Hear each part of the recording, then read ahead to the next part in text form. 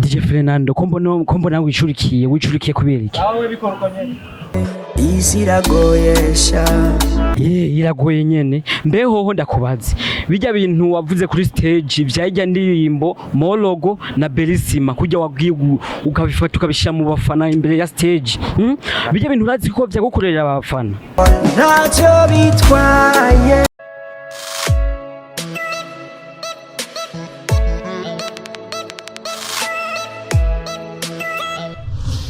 Sup guys, mumeze fresh genda shima mwaramutse amahoro cyangwa mwiriwe amahoro bivanye naho muherereye. Ushobora kuri kuranyumvirizo uri mu gisagara ca Bujumbura, ushobora kuri kurankurikirana uri mu gisagara c'Igitego, ushobora kuri kurankurikirana uri mu makungu. Ndavuga ati mwaramutse amahoro cyangwa mwiriwe amahoro bivanye naho muherereye. Twe mu Burundi amasa twati twiriwe amahoro.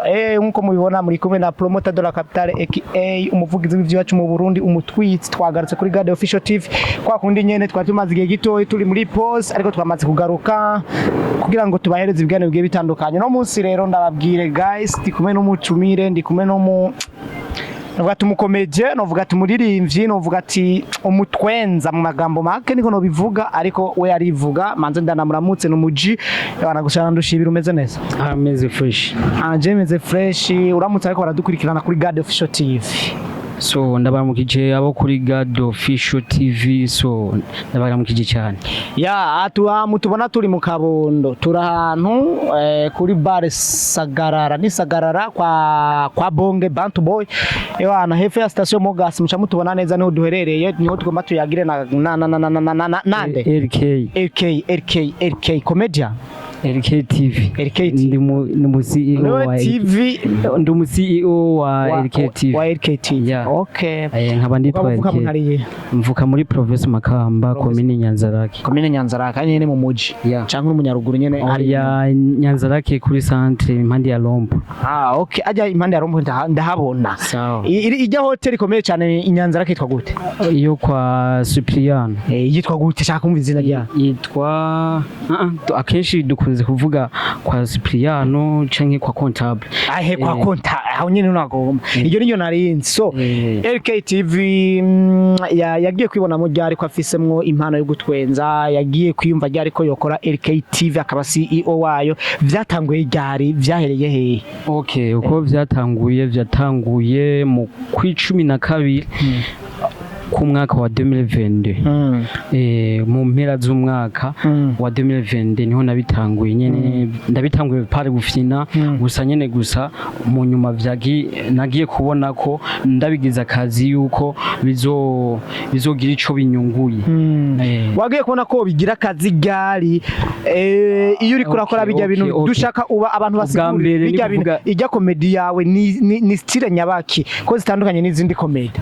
Tugushaka kumenya style wayumviye gute? Bizacira komanse ndavuga yuko ibi bintu nyene ko vyogira bivanye vugisha ukuri wararanye ibirato fiza gukomanse. Ni kuvuga ko Big Fizo akinkomanse nagiye kubibona haciye nk'amasaha 3 gusa wabimbwiyeho nyene ni hakujya basirinoji kujya yakoze indirimbo agacijaho ku gatumba hamavuye bakaje bacara mu telefone ati ngo wafatishije Camon Buja ya na Fresh wafatishije uje mu bandi. Rero ni kuvuga yuko naje vyambwiye abajama kuko ico gihe nari school nari kw'ishure hama bacha baramubwira ati ngo Big Fizo yakomanse Yumvira Big Fizo nyene kugenda kuraba sanganiwe ko ariko nakaya kadirika bata Fresh niwe. Okay, hama maze kubibona nararyohewe cyane ndamwishura, hama abantu bace batangura kunkurikirana uko nyene ibintu bice byagenda neza cyane. Kugeza n'ubu nyene ndashima ibintu.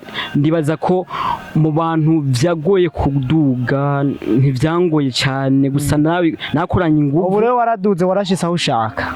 Ni kuvuga ko naraduze gusa sindaronka ibiri mu ndoto zanje, ntavyo ndaronka vyose. Maze kuronka mwobiki. Okay.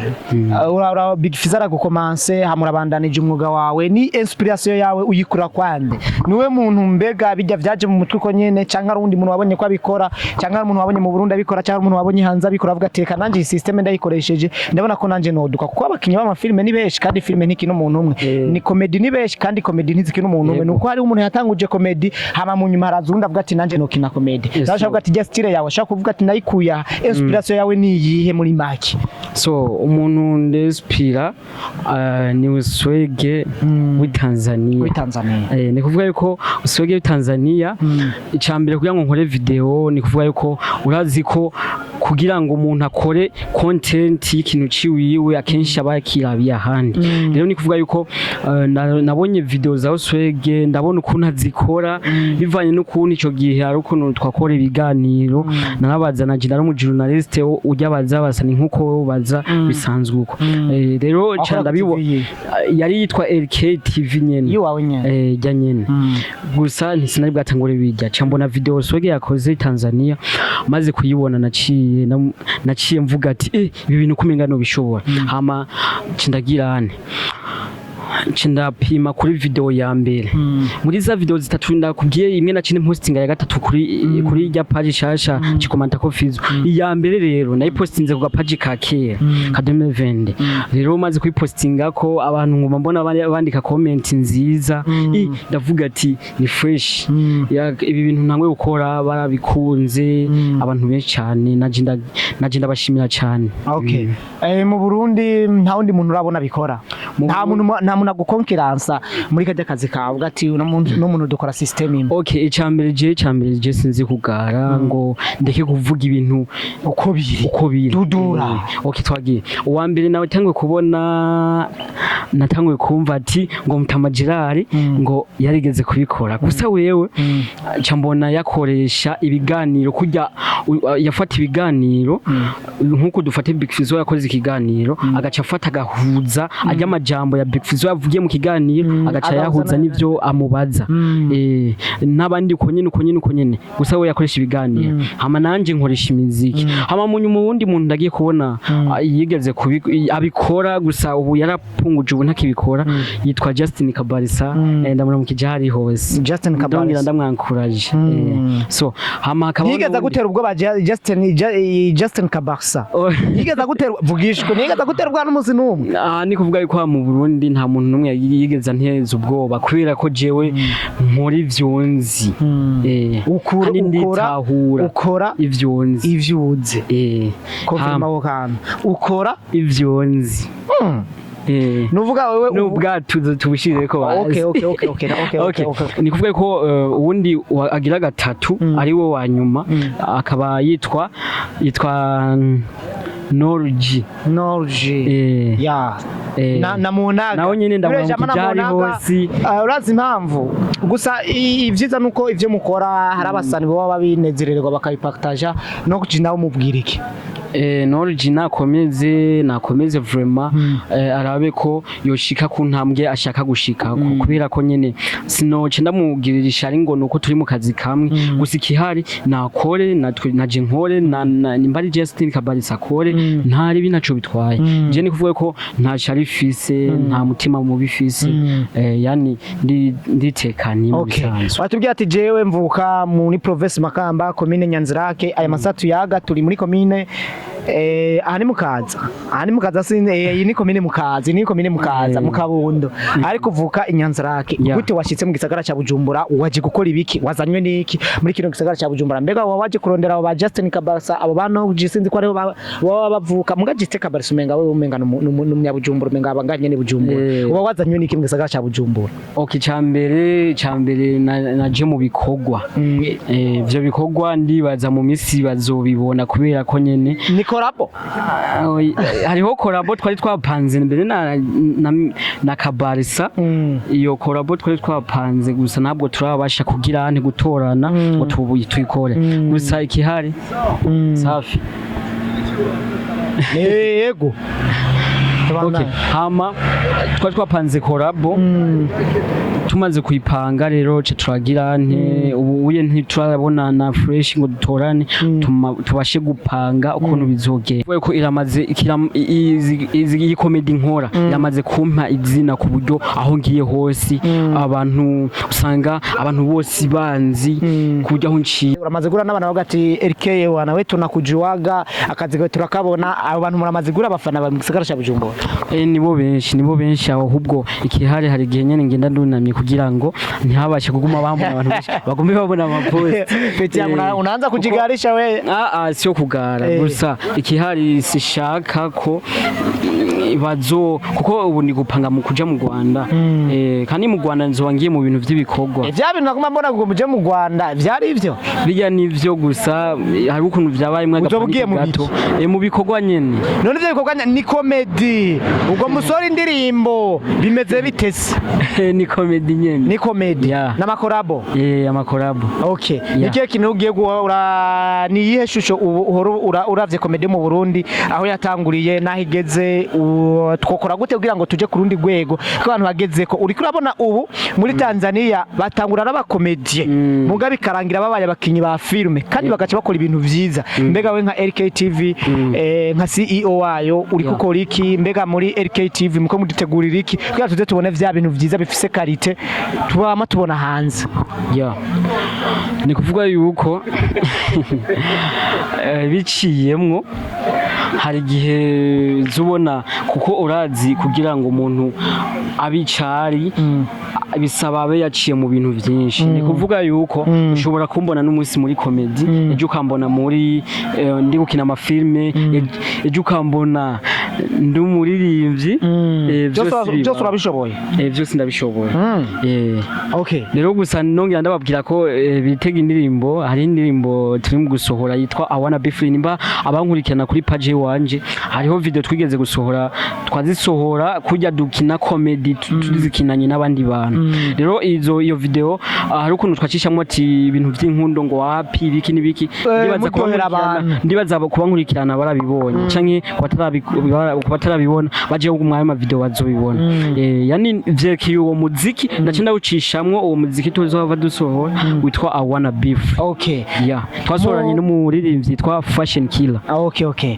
mu baririmbyi bose umaze gukorera nuye muririmbyi amaze kukwereka feedback yuko ivyo bamukoreye vyamushimishije vyamukoze ku mutima niye hari abaririmbyi bamaze kukurondera inbox bavuga ati LK big up batubwire nga uwa mbere let's go uwa mbere hariho Kiriku twahuriye ku kabare k'Inyanzarake hama kimbonye nyene yaranyeretse ko anzi ntiyangaye ko aca Batman Aki son of Jai